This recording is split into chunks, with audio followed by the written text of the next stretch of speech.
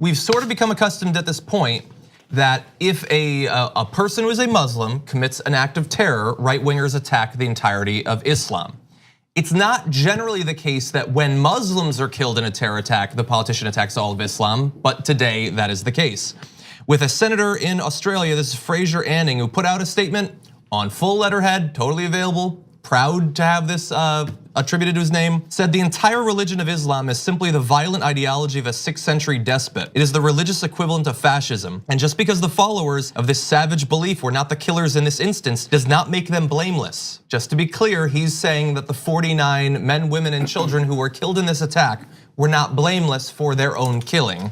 And goes on to say, as we read in Matthew, quote, all they that take the sword shall perish by the sword, and those who follow a violent religion that calls on them to murder us cannot be too surprised when someone takes them at their word and responds in kind. Apparently missing the obvious then follow-up, well, if you believe that your violence against them is justified because of their violence against you, does that not then justify their violence against you in the future? That causes the sorts of cyclical violence that has led to generational conflicts in the American South, Europe, and beyond.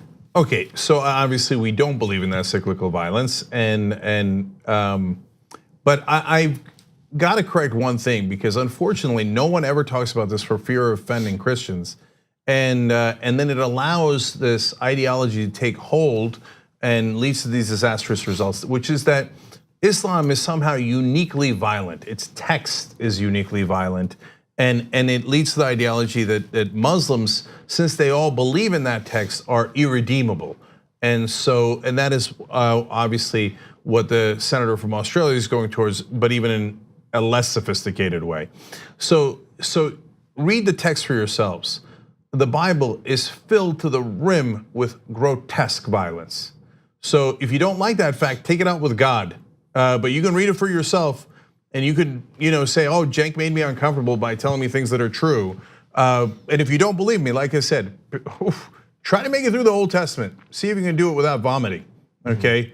And even Sam Harris, who is, I think, a huge purveyor of the idea that Muslims are uniquely irredeemable, admitted on the show that, yeah, the Old Testament is by far the most violent of the texts. Does that make all Christians or Jews violent? Of course not. Of course not. Here's another uncomfortable fact that nobody talks about. No one actually believes any of the religions. Christians don't believe the terribly violent things in the Bible, except for a few nuts, right? Muslims don't believe the violent things in the Quran. The Quran has some violent parts, and they know good Muslim folks say, no, it's a religion of peace. No, like all the religions, in their text has wonderful things about taking care of the poor and the needy, and terrible things about violence. Also true in the Old Testament, also true in the New Testament. So luckily, the overwhelming majority of Muslims take the good parts of the Quran and leave out the violence. The overwhelming majority of Christians and Jews take the good parts of the Old Testament and the New Testament and leave aside the violence. But this idea that, oh my God, did you know there's violence in the Quran? Have you ever read anything in the Bible? I defy you to go 3 pages in the Bible without running into something incredibly violent. So let's just be honest about all of the texts, and that's why I left religion. I grew up Muslim and I left it because I don't subscribe to that. It's just not true.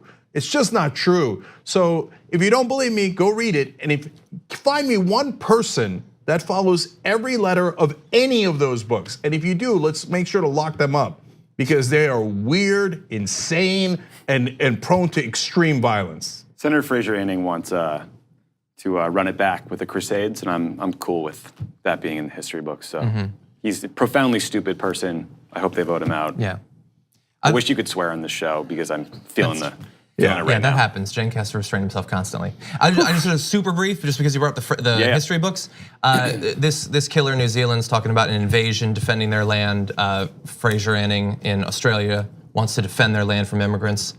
How long do they think that people that look like them have been in Australia and New Zealand, exactly? Oh, right, right, yes. There were others who wanted to defend their land in Australia earlier. And now, of course, they're also demonized. Yeah. How dare you be against immigrants? That's our job. Okay, last thing, guys. It's actually relatively easy to keep straight who you should be concerned about. It's not based on the religions, it's based on the fundamentalists.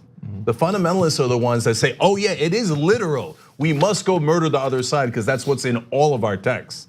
Those are the ones you got to look out for. 2 easy ways to follow the Young Turks. One is hit the subscribe button down below, then you're a TYT subscriber. And second is ring the bell. And when you do that on YouTube, you're notified of our videos.